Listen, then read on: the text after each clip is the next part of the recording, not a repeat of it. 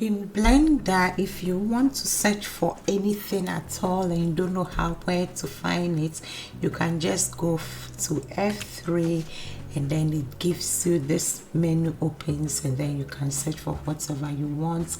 Just in case, let's say we want to search for a plane, which is easy, but just for example, you just type it here and it gives you the option to get your plane.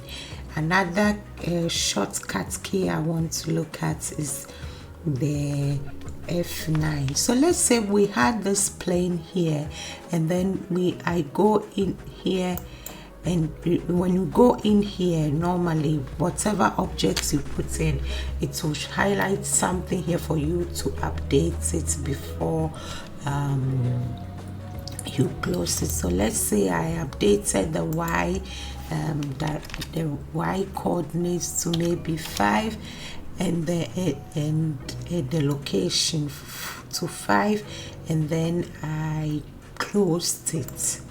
And then I realized I don't want that. That wasn't what I wanted. You just go to F9 and the same thing opens for you again, and then you can do the updates that you want to do in case you want to take this to 2, whatever.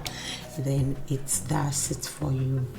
Another shortcut key I would look at is when you press Shift S. Let's go to Shift S.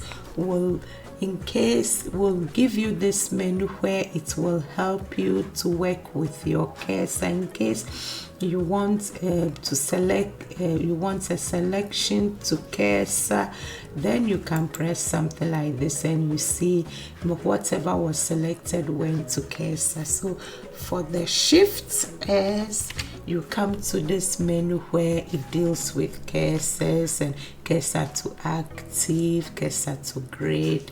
So I will be looking at other keys in my other videos. Thank you for watching. If this helped you in any way, help me by subscribing to my channel. Bye.